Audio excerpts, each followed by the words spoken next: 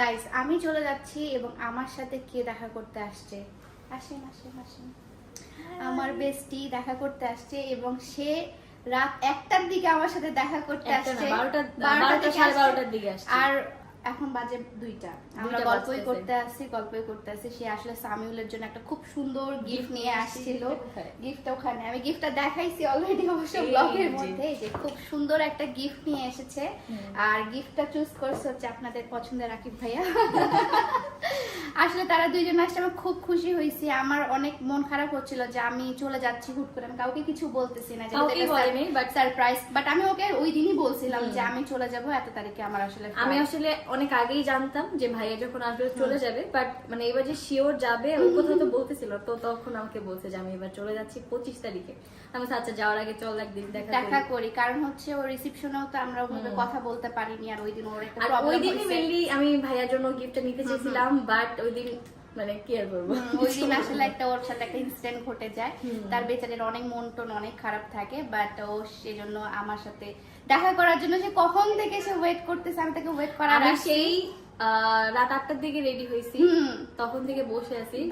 আমি just phone দিব, ও বের হয়ে যাবে। আর আমি আসলে প্যাকিং এ এত ব্যস্ত, আমি আসছি বাসায় হচ্ছে 9:30টার দিকে বাসায় আসছি, প্যাকিং এ এত ব্যস্ত ছিলাম, সবকিছু কেনাকাটা বুঝছেনি তো। আসলে দেশের বাইরে একবার ট্যুরের জন্য হলে তো ভাই 4-5টা ড্রেস কিনলাম, চলে গেল।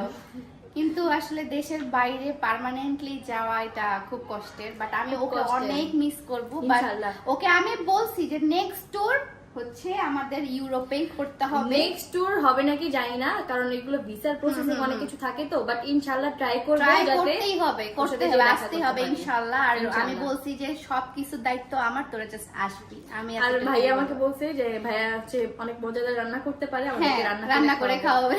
আর ওর হাতের রান্না খাবো দুইজনে, মানে আমার হাতে রান্না খেলে তো আর খাইতে চাবি না, বাট তোর ভাই আসলে অনেক ভালো মজার রান্না করে, তো তোর ভাইয়ের রান্না খাবো, সমস্যা নাই। আর এই তো আমরা খুব সুন 1 মিলিয়ন হয়ে যাব ইনশাআল্লাহ।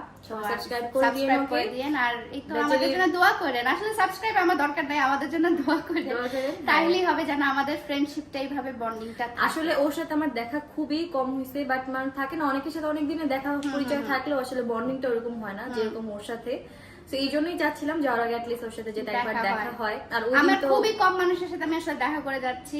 আর তোর সাথে না দেখা করলে তো আমি আসলে হইতোই না, আমি তোর সাথে দেখা করতামই, বাট সময় পাচ্ছিলাম না যে হচ্ছে আমি কোথাও গিয়ে দেখা করবো। সেজন্য আমি ওকে বলছি যে হচ্ছে বাসার মধ্যে আয়, কারণ আমি কালকেও হচ্ছে শুট করছি, মানে লিটারালি কালকেও শুট করছি। আজকে আমার প্যাকিং, কালকে আমার ফ্লাইট, সো আমাকে সবকিছু বিজনেসে তো অনেক কিছু প্যাকিং করে যেতে হচ্ছে, আপনারা তো বুঝতেছিনি।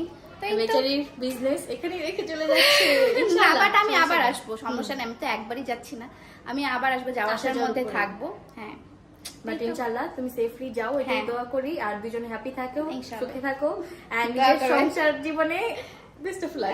Thank you. ওর কাছ থেকে সাজেশন নিব, কারণ ও তো আসলে এক্সপেরিয়েন্স, আমি তার কেবল ঢুকতেছি সংসার জীবনে। আমি মনে হয় না যে আমি সংসার, মনে হয় আমি এখনো প্রেম করতেছি, এদিক ওদিক ঘুরি যাই, এইগুলো করতে না। ভালো, এইটাই ভালো, এই জিনিসটা রাখা নাকি উচিত, যে সংসার জীবনে সংসার মনে না করা, একটা ফ্রেন্ডশিপ মনে করা, প্লাস হচ্ছে যে এখনো বয়ফ্রেন্ড গার্লফ্রেন্ড এই জিনিসটা মনে করে, না হলে নাকি অনেকদিন টিকে।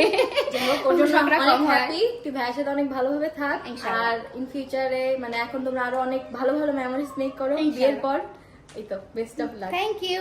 টাটা বাই বাই দিয়ে দেই। টাটা ভাই, আসো টাটা দিয়ে দাও। আল্লাহ হাফেজ।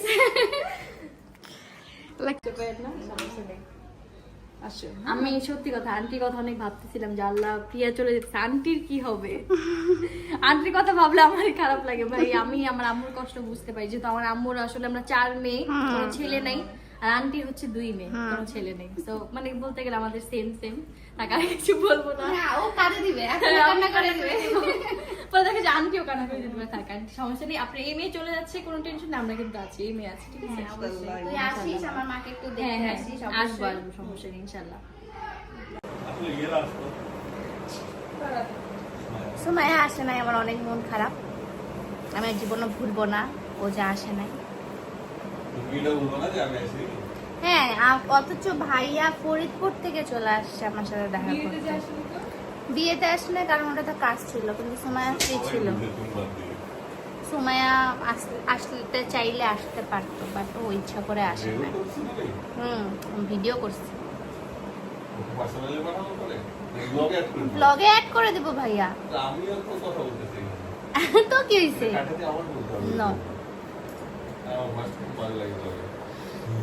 গোসল করে নিলাম, আজকে নাকি আমি চলে যাবো। আমার না ফিলিংস আসতেছে না আপাতত, দেখা যাক কবে ফিলিংসটা আসে যে আমি চলে যাচ্ছি।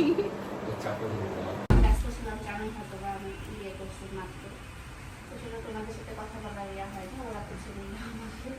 তো থাকো তোমরা, আমি চলে যাচ্ছি। আজকে রাত্রে আমার ফ্লাইট, আসবো কবে সেটা আসলে বলতে পারতেছি না, বাট ট্রাই করবো পূজার আগে আগে আসার ইনশাআল্লাহ। দোয়া করে আমাদের জন্য। হ্যাঁ হানি বলে না, ভাইয়ের সাথেই চলে যাচ্ছি আমি। আমার শাশুড়ি আমার জন্য আচার পাঠাইছে, আর আমার জামাই এখানে প্যাক করতেছে। কত সুখ আমার জীবনে, মাশাআল্লাহ। আর আমি বসে বসে খাবো এই আচার। আমি এটা নিয়ে যাবো। হ্যাঁ, এটা হ্যান্ডেল করবো, এটা হ্যান্ডেল করবো। আমরা এখন যাচ্ছি আমাদের এয়ারপোর্ট লোকের জন্য রেডি হচ্ছে।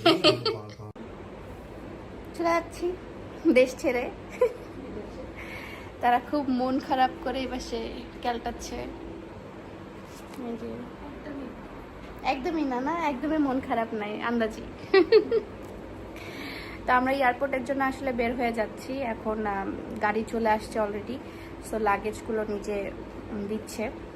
এখন আমরা বের হয়ে যাব, অলমোস্ট 12টা বাজে। আমাদের ফ্লাইট হচ্ছে 4টার দিকে, তো ওখানে গিয়ে দেখা হচ্ছে। আপু চলো,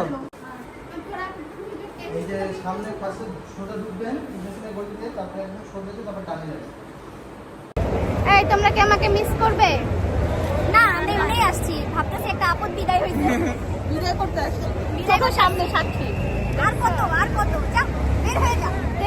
দেখছেন কি এক অবস্থা। আচ্ছা, আমার কেমন বিদায়ের মতো লাগতেছে কেন? না, ও আচ্ছা না, সুন্দর লাগতেছে। এই ক্যামেরাটা খারাপ, ক্যামেরাটা খারাপ, লাইটিং খারাপ। আমরা সুন্দর। Yes.